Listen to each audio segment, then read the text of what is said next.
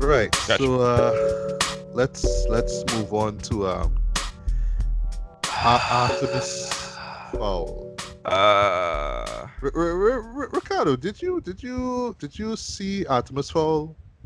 Nope. Well You done, saved Ricardo. yourself. Well done. Well done. Yeah, no, well done. Well done. No, it looked terrible. It looked terrible. Yeah. I don't know, like just before Trust your we jump in, instincts. before we jump into what it's about, right? I think the because of what's going on with COVID-19, just the mere fact that, once again, all right, so Disney Plus is putting out these, well, what would have been, a theatrical release out on Good. out on grief. Disney Plus. It's like, all right, okay, I would have spent money. Thank God I didn't. I would have spent money to see this movie, but thankfully I could just sit home, comfortable, and watch this. So let's see what the big deal is with this movie that was in production hell for years. And actually, I'm not familiar with the YA novels that it's based on. Well, I know you've read some of them, CC, so you could fill us in on that. But just Right. what the big It deal doesn't is help. with the movie. And well, another thing that kind of made me want to see it was, well, the director, right, Kenneth Branagh. He showed that he could make big budget films with flashy visuals, like with Thor, for example, right? So it's like, yeah, he can make a decent enough film. So let's see what this Artemis Fowl thing is about. And last thing, just want to say before, well, I want you to do the synopsis, CC. I didn't really have a clue what it was about. I remember seeing the trailer a while back. I was like, all right, this is cool. This is trying. Well, okay, it's like the latest YA series to be adapted to screen. I mean, a majority of them haven't really, wowed me and whatnot. You know what I mean? But still, here's a new thing. So okay, it could be good. But yeah, anyway, CC, what is? I should say, what the hell is Artemis Fowl about? So, to start with, it's important to get like a little bit of a sense of the books. There are 8 books written by YA author Owen Colfer. And they follow the adventures of anti-hero turned hero Artemis Fowl, who is a child criminal mastermind who is the latest in a long line of basically like a family criminal, like a criminal family. The first book, the movie is mostly is sort of an adaptation of the first book. And the first book is when Artemis Fowl discovers, like, because Artemis Fowl at the beginning of the book series, his father is disappeared, believed dead. We find in the second book he's being held by Russian terrorists, and his mom is kind of in a like she did not take father's disappearance all that well. And so she's been kind of wasting away in the family attic, and Artemis has been running the family. He's like 12, and he's been running the family criminal empire. So in the first book, through his genius, he discovers that fairies are real. That basically he discovers that there is a secret world of fairies and goblins and dwarves that are a highly advanced civilization that has been, kind of think Hellboy 2, kind of like the Golden Army type, where it's this whole secret world beneath our own. And so he, with all his intelligence, comes up with a way to capture a fairy, in this case, a member of the LEP Recon unit, which are the kind of fairy law enforcement, and hold her hostage in exchange for fairy gold. And so the movie, like, it's hilarious because the movie kind of plays out like a hostage situation. So kind of like Inside Man kind of deal. I will talk about that. Yeah. Where Artemis Fowl has Holly, who's the fairy cop, in his house, and she can't leave because he's got all kinds of protections. And the house is surrounded by fairy cops, but because of the rules of magic, they can't enter the house unless he invites them, and he refuses to invite them unless they bring fairy gold. So the book plays out like a hostage situation, and it's really funny. It's definitely one of those YA books that definitely doesn't talk down to its audience, so it actually ages really well, like the Bartimaeus trilogy or books like that, where it's still readable as an adult instead of the kind of YA that fades very quickly. The book came out in the early 2000s, and ever since the first book came out, there was talk of a movie. And I know the rights kind of bounced around between a couple studios. I think Disney was always one of the front runners because, YA. But it was languishing in development hell while Colfer wrote another 7 books and even a couple other projects. And then Disney finally started moving forward with the film. And the film from what we've heard, had a very troubled production. Rana moved into it right off finishing Cinderella for Disney. Right. Cinderella, and then Murder on the Orient Express, and then he went on to do Artemis Fowl. Currently working on Death on the Nile, the follow-up to Murder on the Orient Express. Right. And there was a lot of talk of because he cast unknowns as both Artemis and Holly. The movie apparently underwent extensive reshoots. We kind of had I was saying this earlier, but we had a bit of a Suicide Squad situation where a teaser came out and it was very vague and it promised one thing. And I will say that teaser actually hinted at a couple scenes right out of the books. And then the date got pushed back and some reshoots were announced. And then a second trailer came out, and all of us who had read the books were horrified because even from the trailer, we could tell that a lot of stuff had been changed. So the biggest change that they made to this... the plot of the film is kind of the same as the plot of the book. Kind of. Artemis's dad is still alive, and he's with the family. One of the events of the movie is him being kidnapped. He's played by Colin Farrell in this film. Instead of Artemis capturing Holly because he just wants fairy gold, because what had happened is this other fairy, a villain who is actually introduced in book 4, but we're bringing her into this first movie, Opal Cowboy, kidnaps Artemis's father and demands a fairy MacGuffin called the Aculos, which as you know is the most important is this really super powerful fairy spell index thing or whatever. Yeah, because everybody in the show just keeps talking about the Aculus. Right, the Aculus, and it's such an absolute I really try not to hate on MacGuffins because at the end of the day we do need them. I mean, and I am a writer. I have used MacGuffins, but good Lord, the Aculos is one of the most lazy because what it does is vague. It has a fancy name and everyone wants it, but we end up with a lot of as you know. So, and also one of the things that is the worst is that they absolutely butcher the character of Artemis, because instead of being the antagonist of the story who is kind of an anti-hero who becomes more likable with books and actually reforms as a person, in this movie they kind of take away the fact that his family are criminals. He says it a couple times, and they say he's a genius, but they never show it. And apparently, I was actually reading a recent interview. Apparently, this was something that Disney changed because they were concerned that having a series centering around a child anti-hero who's like a criminal genius, would be confusing for children and it wouldn't sell. To which my response is, okay, why did you pick up the rights in the first place? Thank you. Why? You are the ones who spent all this money on the rights to this book. It's a bit late to be like, maybe the idea of a child anti-hero isn't going to work well. You can't pick up the rights and then change the material. It doesn't work that way.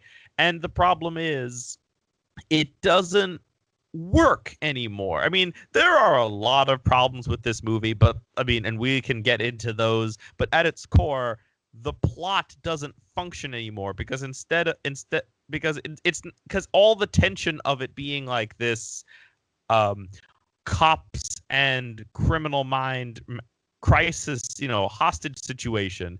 Now Artemis is only doing it. I mean, he's really a good person who just loves his dad and Ireland quite a lot, but like he's only doing it because he wants to get this MacGuffin thing, and the cops just don't understand. And it's the kind of movie where if anyone stopped to actually have a conversation, the entire plot would fall apart.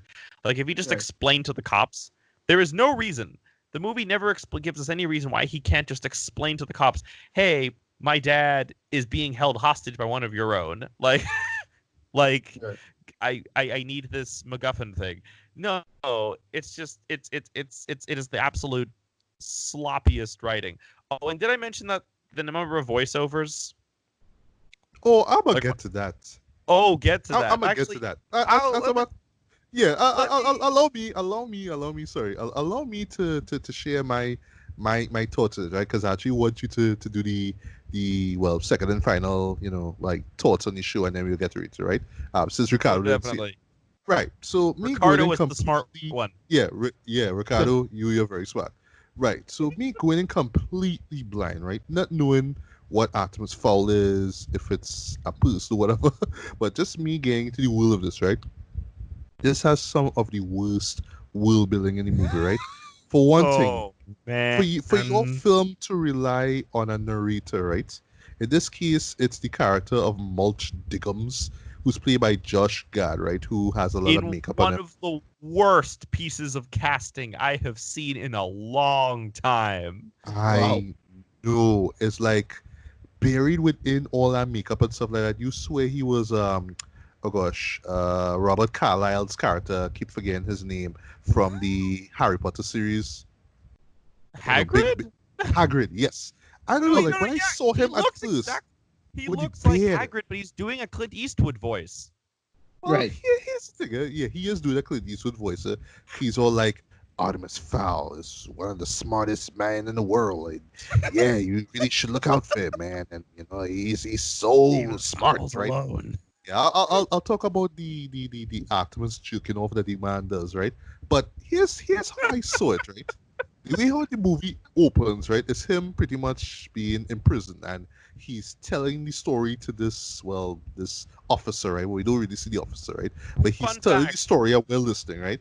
I got the vibe that at a point in time I was like, wait, is Kenneth Branagh directing this, or is it Danny sorry, not Danny Boyle, oh gosh, the guy who did Snatch, Guy Ritchie. Guy Ritchie, right? Yeah, I swear it was Guy Ritchie, because the way all the style is like, okay, this is me telling you a story, right? But if you have to listen to me carefully, because the end of it is going to give you that payoff, and you're going to be like, oh my god, how did I not see this coming? And it also reminds me of, the movie that Guy Ritchie did a few years ago, King Arthur, right? Legend of the Sword. No! Why did you remind me about that movie? Why did you remind me that movie? I watched that in theaters. Why did you remind me? Me too. But I will say it have good things in it, but it's just within like a world of shit. There's good elements in the movie. It's just in a bad movie, right? It's good things in a bad movie. That's how I describe that King Arthur movie. But yeah, I was getting this sort of like, okay, is this sort of Guy Ritchie stuff? Okay, you keep talking about criminal mastermind and all that kind of stuff. So I'm thinking, okay, this is gonna be some big, what's this show? Like an Ocean's 11 kind of vibe going on. Like it's gonna be some sort of fantasy, sci-fi based, heist film or something like that. You can actually get that. Right? But here's the thing, once again, terrible world building.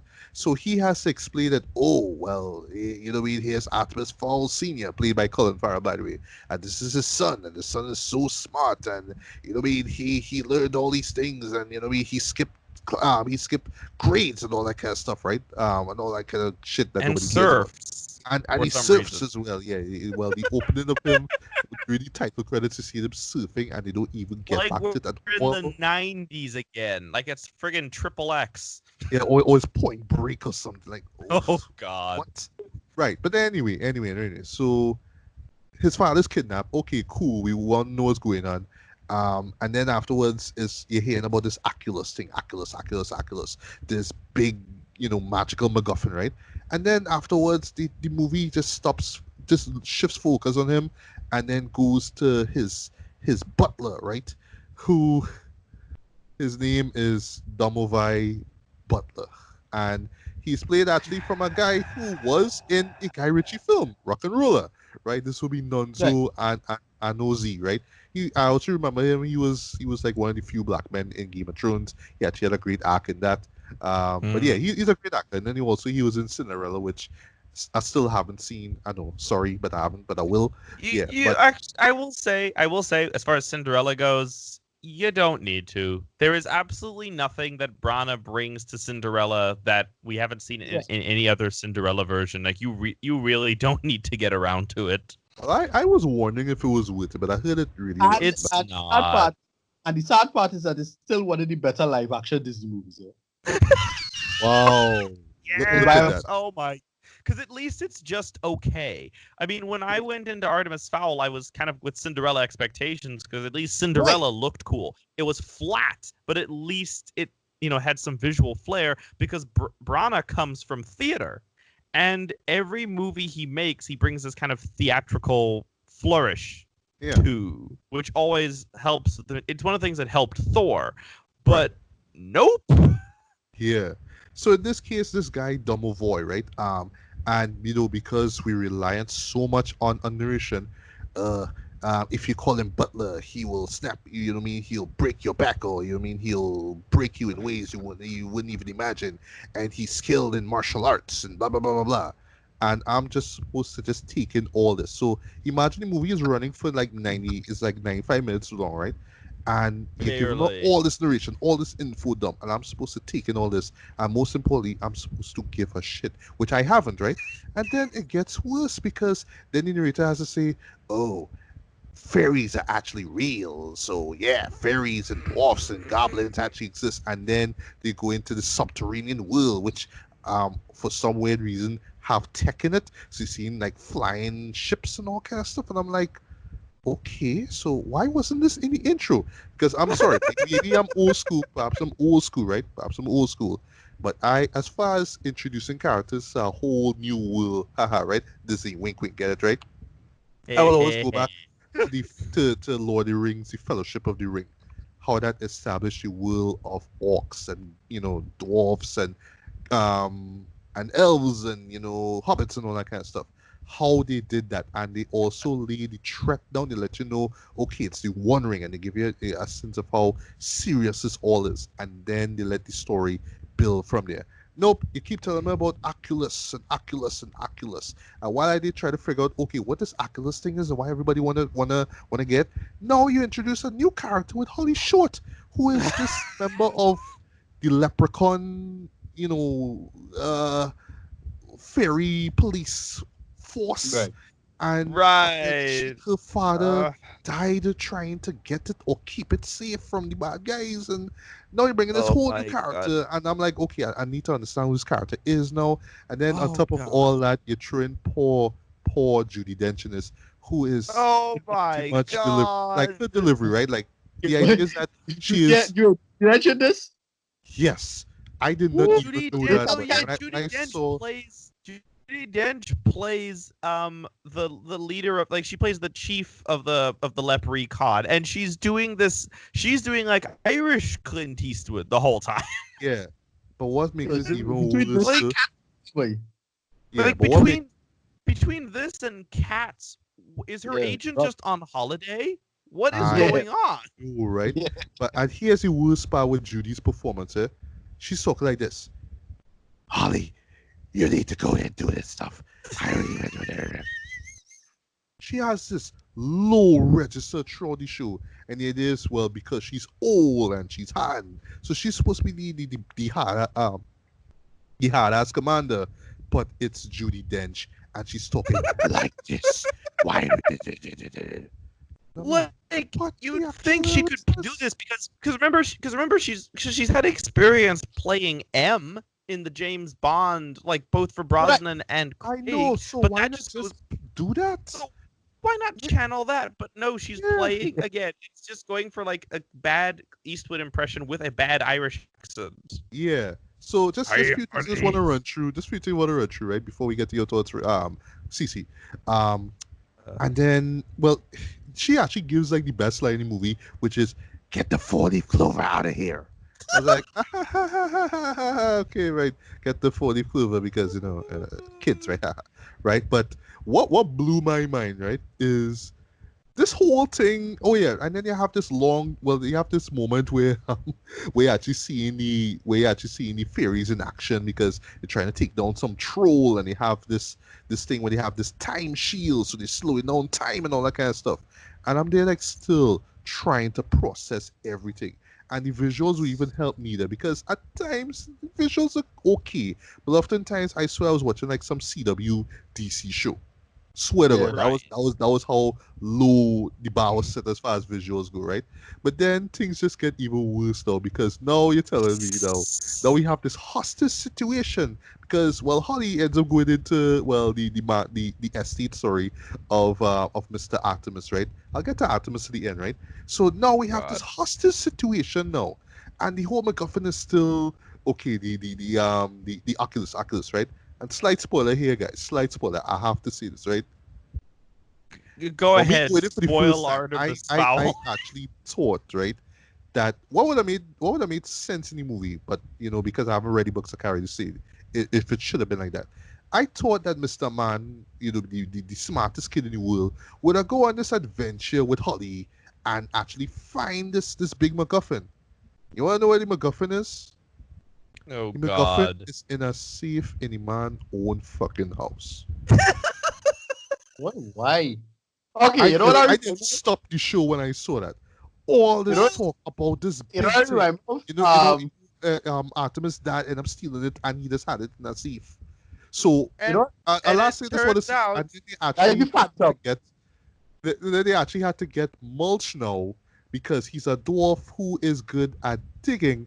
And when I hear the man good at digging, it's like, okay, cool. He uses his hands. He's gonna dig like a little mole rat. No, the no, man uses his mouth, and it is one of and the most fires it out bizarre, his ass. freakiest things I have ever seen in a film. Right?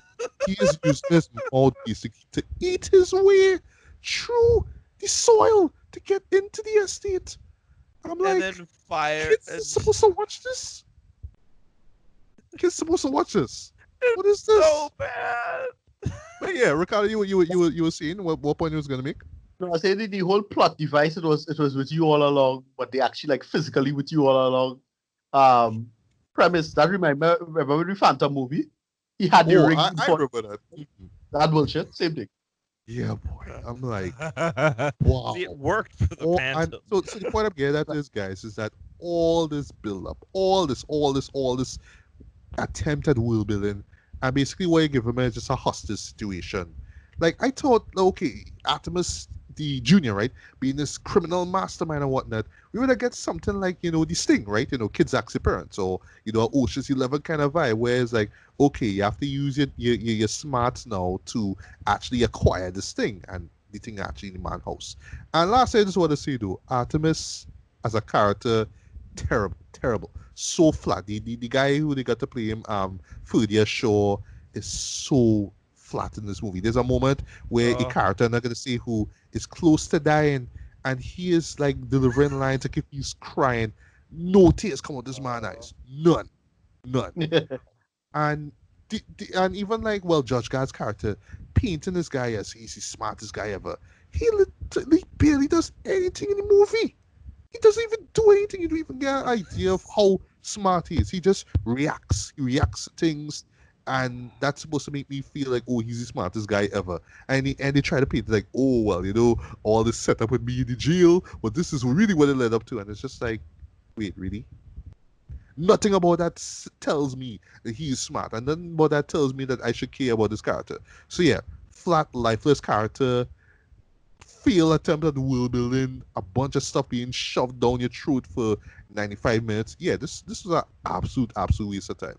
But yeah, CC, what's your thoughts on this movie here before we get to it? So, thoughts. So I have to look. I mean, I've kind of gone into my thoughts of this as an adaptation of the book, and as I've said, it fails. It absolutely you talked about how uninteresting the hostage situation element is, but the reason the book made it work was that was the entire premise. So as I said, the best thing I could compare it to is Inside Man, where Right. and the book is similar, where the book doesn't spend quite as much time as the movie does with other stuff because they don't have to do the whole dad thing, and so they get straight into the hostage situation. And if you're doing that as a film, you could even start with the hostage situation and then like that's your whole plot, and you can build on that tension. But no, it kind of chucks that away. But no, but putting my thoughts on it as an adaptation aside, it's still awful. I feel like I'm not as confused as most people because I knew going in kind of like the basics, what the plot was going to be. So things like Mulch Diggums's tunneling thing, right? That's straight out of the book, but I don't know. There's something about I wasn't prepared to see that in live action. I absolutely wasn't prepared to see that in live action. Yeah, it is. It is creepy as hell. It's horrifying. That's friggin' guest directed by David Cronenberg. What the hell is going on? It's yeah. And it's played for laughs, and it's like this big goofy moment. This dwarf is gonna unhinge his jaw, eat his way through the earth, and fire it out his ass. This is funny for kids, and I'm like, what is going on here? Yeah, what is happening? What in the actual hell is that? This movie is one of my because like my profession, for those of you who are not super familiar, those of you listening who aren't super familiar with my area of expertise, I am a writer first and foremost. I'm on my third script of the quarantine currently. And so I will watch a lot of things with a writer's mind, and I have a big pet peeve that this movie doesn't use not once, not twice, but 5 times, which is well, as you know. Yeah. Which, oh my god. This movie, which is the one where a character basically explains to another character something that within the audience doesn't know, but within the logic of the world they're supposed to know. They do that with it is some of the laziest screenwriting ever, because it means the writers didn't bother sitting down to try and figure out a clever way to incorporate exposition. They just had characters verbally dump it on us. They do this with explaining about Holly's dad. Mulch Diggums Mulch Diggums is the narrator, so that doesn't count. But there's also a couple times when there's a bit of banter between Holly and Mulch that goes into, well, as you know, territory, where I think he says something like, "Hey, you remember it was you who caught me," or something like that. There's lines like that all over this goddamn movie. The world building is confusing. I mean, it throws so much at you at once. Again, going back to the book opens with Artemis, getting a copy of the fairy book from a fairy in this remote part of the world, setting up the fairy thing early on. The movie starts with Artemis, the child genius, and then as the big conceit, and then introduces us to the fairies later. Yeah. Terrible world building. It's like if you started Star Wars, I don't know, you introduce the Empire halfway through New Hope instead. You start with Luke on Tatooine, and then halfway through R2-D2 and C-3PO show up, and they're like, oh yeah, there's a galactic empire, by the way. Yeah. That kind of nonsense. That's the closest I can compare it to. Performance. Kenneth Branagh is one of my favorite directors ever, but I have to blame him for this because the performances are all over the place. He is not giving people clear direction, and he's working with two unknowns: the kid playing Artemis and the kid playing Holly. These are their first roles, right. And it's sad because they are not doing. The kid who's playing Holly is actually not the worst of this cast, but the kid playing Artemis is flat. Yeah. The kid playing Artemis, absolutely flat and lifeless. You don't buy him as he's a criminal mastermind. He just pretty much I don't know, snotty, you want to call him. He's not really a brat per se, but he just like, I'm this know-it-all, but He I'm doesn't just even gonna have let everyone do things for me kind of way. Right, which doesn't work because they're also trying to make him more likable than in the book. So he's kind of like a halfway point between a normal kid and the original arrogant criminal mastermind he was in the books. Like in the books, I would compare him more to like a Sherlock Holmes type if Sherlock Holmes is like a criminal. It's like a Moriarty type character from the Well, books, which is what I know, right? But like if Moriarty was 12 and discovered that fairies were real. So they lose that completely with trying to make him a more likable. So they make him flat. Josh Gad is horrible casting as Mulch Diggums. yeah. I don't who Josh Gad is just getting on my nerves as an actor. Well, he was don't he was in Beauty and the Beast, right? Yeah, and I hated him in that too. I hated him in that too. I'm not surprised. He was obnoxious in that. I also kind of hated him in Little Monsters, which is on Hulu original, the zombie movie with that was the Peter Nyong'o. We reviewed that actually, and yeah, we hated that character. Oh God, I hate his character in that too. He was good as Olaf in the first Frozen. Second Frozen, hated him again. I'm getting tired of seeing his. He needs to not be in things for a while. Let me calm down, and then maybe he can go back. But I'm tired.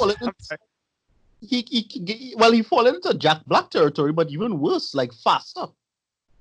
Yeah, that's a good point. You know where he is. You know where he is. Yeah. He's kind of fallen into like late '90s, early 2000s Eddie Murphy. Right. Yeah. Again, really like the same shtick every time, and it's not funny. Like he's coming to play this like stock character every time. I think one of my other big complaints about this movie is that normally I will say this about Disney. Normally, right, their stuff doesn't like normally with Disney there's a certain level of quality you can expect. So I never go into a Marvel movie expecting bad. Like I never go into a Marvel movie worrying about bad special effects because I'm like the worst we get is like the one moment in Black Panther where like T'Challa and Killmonger are falling through the air and they look kind of like balloons, but that's the worst we get. We never get as bad as like early 2000s CG type stuff. But like, and so I've almost got to the point where I take it for granted when I see the Disney logo that like there's a certain degree of good special effects. But as highlighted by the Mulch Diggums bit where he unhinges his jaw, we're kind of at this weird point with certain CG where it's not a question of the CG being bad, it's like Cats. It's not that the CG is bad, it's what they're telling it to do isn't good in the first place. So like there was never a good way to animate Mulch Diggums unhinging his jaw. There was never going to be a way to do that in CGI that wasn't going to be creepy. The troll in this movie is a bad design as well. Yes, there's a troll in this movie. Is it kind of a very bad generic design, and it's very rubbery and bad. And like even though the overall design of the fairy world is pretty cool, like I kind of like the aesthetic of the fairy world, like the aesthetic of it, not the actual design of it, because so much of it is so dark and murky. It's not great to look at. I mean, when they get up on the beach in the human world and you finally see the costumes and whatever, it's pretty. Like you finally get a chance, like okay, costume work, not bad. But costume work, not bad.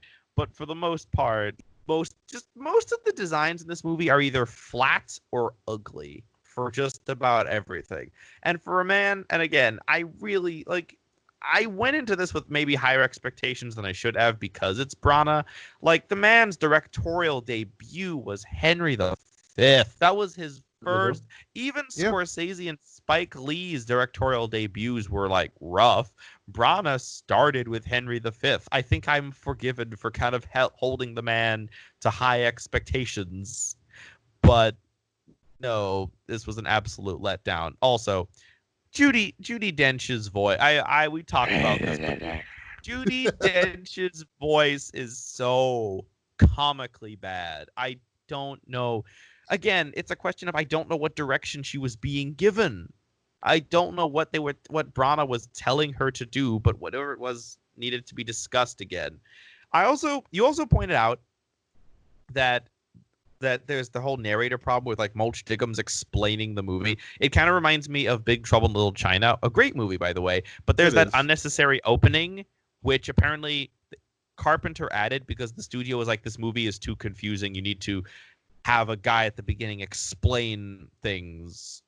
Yeah, I remember. Mm-hmm. Right, except he didn't do it through the whole movie.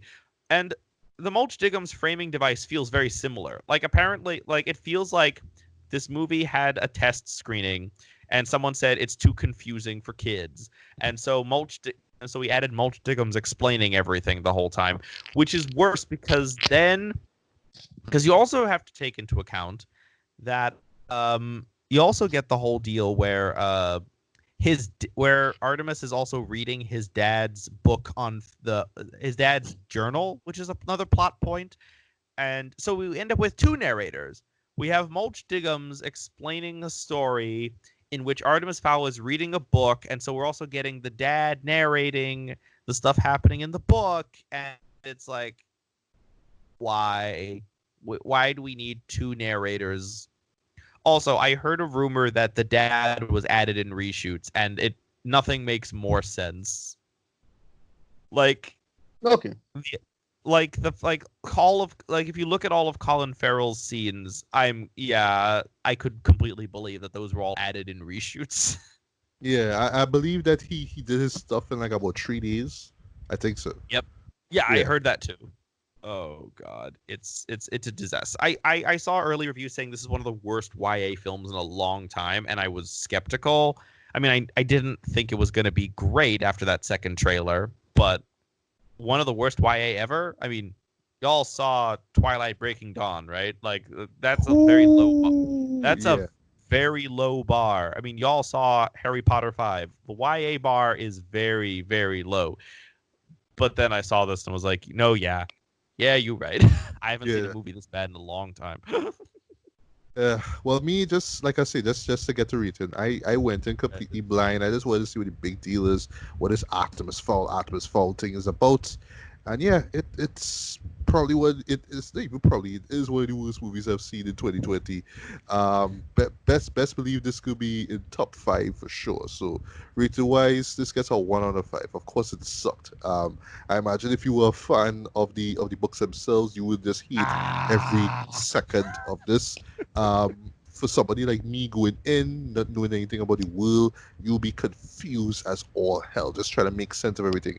And no Judge Gad's, narration doesn't help things at all. And it's just bad casting, weird, bizarre imagery visual effects, and just a story that goes all over the place but nowhere at the same time, man. I mean, not much more I could say. This was a goddamn waste of my time. 1 out of 5. Rating on I almost forgot the name of the movie. Yeah? Wow. Artemis Fowl. I mean, as just a film buff and a filmmaker, it is baffling from a technical level. It is atrocious from a story level. As a fan of these books, we have waited over a decade with rumors and talks of a film adaptation, and this is what we got. This is what we got. The fact that Disney decided to cut their losses and release this on Disney Plus rather than try and push to get it released when COVID ended, they lost confidence in this somewhere in the middle of the reshoots, and you can tell no one involved cares. I saw an interview with Branagh where he was talking about how he would love to do another comic book movie at some point, which reads like, hey, y'all, this movie I just made isn't great, but I could do other stuff. I've still got other movies in me. Don't judge me for this one too harshly. So balancing, film, like my perspectives as like a film person, and then my perspective as a fan of these books who's been waiting all this time for an adaptation only to get this garbage, like 3 out of 10, or like like 3 out of 10. 3 out of 10. All right.